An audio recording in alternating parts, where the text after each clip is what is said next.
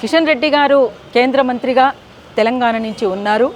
అందులో ముఖ్యంగా గనుల శాఖకు సంబంధించినటువంటి మంత్రిగా మనకున్నారు. కిషన్ రెడ్డి గారు మీ అందరికీ మేమందరం కలిసి విజ్ఞప్తి చేసుకుంటున్నటువంటిది ఒకటే, గతంలో ఓపెన్ కాస్ట్లకు వ్యతిరేకంగా, సింగరేణి ప్రైవేటీకరణకు వ్యతిరేకంగా ఎలాంటి ఉద్యమాలు ఇక్కడ జరిగినాయో మీ దృష్టిలో ఉన్నది. అది ఆ రకమైనటువంటి దాన్ని మీరంతా కూడా ఆలోచించి ఇవాళ మీరు తీసుకున్నటువంటి నిర్ణయం వెనక్కి తీసుకోవాల్సిందిగా మేమందరం కలిసి విజ్ఞప్తి చేస్తూ ఉన్నాం.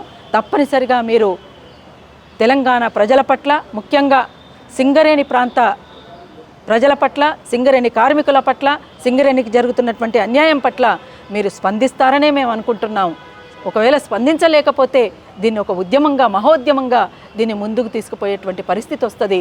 కాబట్టి కిషన్ రెడ్డి గారు ఆలోచించాలని, స్పందించాలని, చొరవ చూపాలని, దీన్ని టెండర్లను ఆపాలని, వేలం పాటని ఆపాలని, ప్రైవేటీకరణను ఆపాలని చెప్పేసి మరొకసారి కూడా విజ్ఞప్తి చేస్తూ ఉన్నాం. రెండు రాష్ట్రాల ముఖ్యమంత్రులు కలుస్తున్నారు కదా 6వ తారీఖున. ఇప్పుడు ఆయన కేంద్రంలో మంచి పొజిషన్లో ఉన్నారు చంద్రబాబు నాయుడు గారు. ఆయన కూడా ఈ విజ్ఞప్తి చేసే అవకాశం ఉందా రేవంత్ రెడ్డి గారి ద్వారా? మేము ఇప్పుడు కూడా మాట్లాడినాం.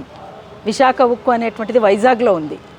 ఆ వైజాగ్లో ఉన్నటువంటి విశాఖ ఉక్కు గురించి కూడా మేము వాళ్ళ ఉద్యమానికి సంఘీభావంగా అక్కడికి వెళ్ళడము, అక్కడ ఉండడము, ఆ విశాఖ ఉక్కు అనేటువంటిది గుండెకాయ లాంటిది.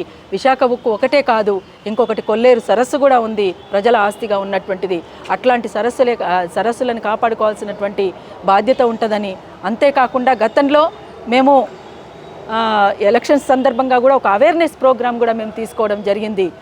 వైనాట్ 175 అని వాళ్ళు ఇస్తే వైనాట్ స్పెషల్ స్టేటస్ అనే ఉద్దేశంతో మేము కూడా పోవడం అనేటువంటి జరిగింది.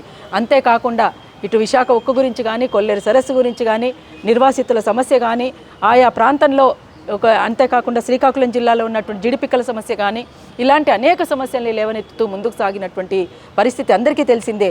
అందుకే అటు చంద్రబాబు నాయుడు గారు కానీ, ఇక్కడ రేవంత్ రెడ్డి గారు కానీ, ఈ రెండు రాష్ట్రాల ముఖ్యమంత్రులకు కూడా ఒక విజ్ఞప్తి చేస్తూ ఉన్నాం. మేము తప్పనిసరిగా సింగరేణికి సంబంధించినటువంటి అంశంలో మీ వైపు నుంచి కూడా మీ వైఖరిని స్పష్టం చేయాల్సినటువంటి బాధ్యత కూడా మీకు ఉందనేటువంటిది.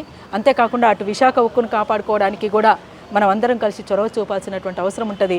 దానికి సంబంధించినటువంటి అంశంలో కూడా రెండు రాష్ట్రాలకు సంబంధించినటువంటి ముఖ్యమంత్రులు ఎట్లా కలుసుకున్నారు కాబట్టి ఇటు సింగరేణి గురించి, అటు విశాఖ ఉక్కు గురించి కూడా కేంద్ర ప్రభుత్వం దృష్టికి తీసుకుపోయి వాటికి సంబంధించినటువంటి ప్రైవేటీకరణను ఆపుకోవడానికి మనమంతా కూడా కలిసి పనిచేయడానికైనా, అంటే కలిసి ఈ విషయం పట్ల దీన్ని ముందుకు తీసుకుపోవడానికి అందరం కూడా చొరవ చూపాల్సినటువంటి బాధ్యత కూడా ఇవాళ రెండు రాష్ట్రాల ముఖ్యమంత్రుల మీద కూడా ఉందని చెప్పేసి మేము బలంగా తెలియజేస్తూ ఉన్నాం. దానికి సంబంధించింది స్పందించాలని కూడా కోరుతా ఉన్నాం.